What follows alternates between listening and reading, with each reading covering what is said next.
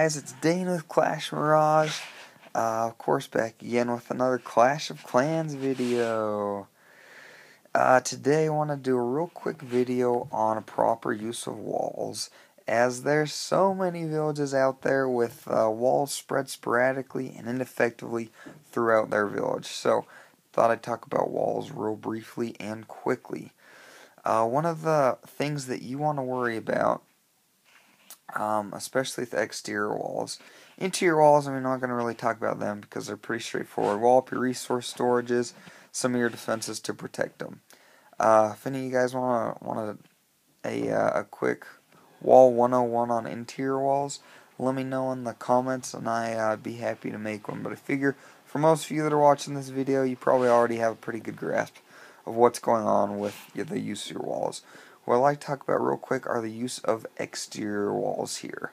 Now, with the new AI of the wall breakers, the wall breakers are going to ignore these outside walls here, and they're going to walk straight to the interior walls and do their best to blow that up.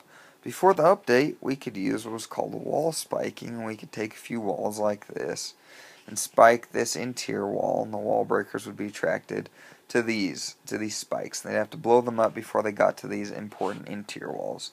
Now, of course, that doesn't work anymore, and so simply what we're trying to, the main idea behind exterior walls is traffic control. You're trying to control the flow of troops and direct them to areas where your defenses can destroy them most effectively. So, that being said, you're going to want to generally govern the traffic of troops, of opposing troops, toward your splash damage defenses. So your mortars and your wizard towers. Over here is a great example, and that is exactly what I've done. So on all my walls, I'll show you. Now you can see on all my walls I have two holes in each of the exterior walls. Over here on these two walls, I filled them with spring traps, as most of my opponents attack this side of my village. Generally, to destroy my town hall and get a few trophies, which really doesn't matter that much to me right now, because my trophy count isn't very high, or essentially to try to blow up these walls and get in and get some dark elixir. So, these two areas are filled with traps, and along with the flow, with my ability, due to my walls being the way they are, of directing the flow of opposing troops, I've left some spring traps for those troops to be shot off the map when they come in through these areas. Now that is a very important use of your traps. So you're going to, 1, create walls that are going to direct your opposing troops to your splash damage defenses, and 2, fill those holes where people attack frequently with traps. I personally don't use the bombs very much because the giant bomb is too expensive, and those small cheap bombs don't do enough damage to be worth having. So generally speaking, I just use the spring traps and these tracking air mines, the dark elixir air bombs. So that is one very effective use of the governing of troops with your walls.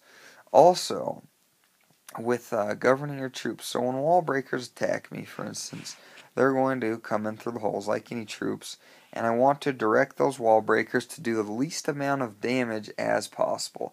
So for instance, if a wall breaker comes in and pops open these two walls, that's much less threatening than if they come in and pop open these over here in the middle and leave access to two walled up areas here rather than just the one. So, that being said, I have my holes here created in such a way that the wall breakers, if they come through this hole over here, for instance, they'll be attracted to these area of walls, and essentially only open up one area of walls if they get that far.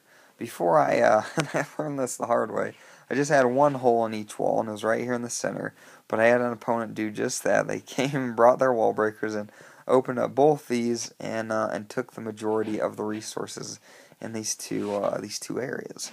So, create your holes in your exterior walls where, once again, the troops will be directed towards your splash damage defenses and where wall breakers can go and do the least amount of damage. Because, I mean, essentially, if an opponent's smart and they use their wall breakers effectively, the wall breakers are going to open up walls anyways, so you may as well send them to where they'll do the least amount of damage. Another effective means and use of walls, for instance, if you have a wall, let's say you created your village and you have a wall kind of like this, and you have a few walls left over, and you say to yourself, well, freaking I don't know what to do with these extra walls. One very effective use of them, you can create a space between a couple of your structures similar to this. You take those two walls and you can put them, once again, if they're extra walls, you can put them inside here and leave a space right here. Once again, to use our traps and stick it in that spot. Oh, because if an opposing troop comes through this way, and they're trying to get from this cannon to the gold mine or vice versa, they're going to have to come right across that trap and essentially deploy it, and they'll be shot off the map. So instead of spreading walls crazily outside here like many people do when they have extra walls left over, use them effectively. Use them like this. Set up your traps. It works fabulously.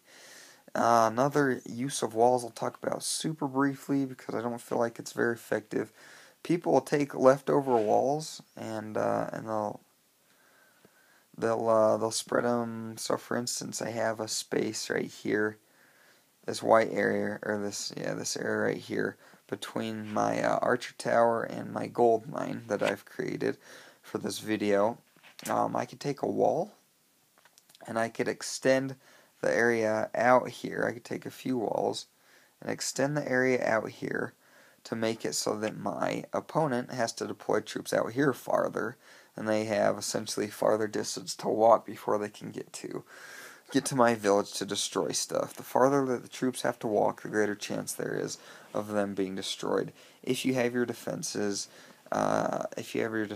spread evenly around your village. So that's another way that I've seen people use walls.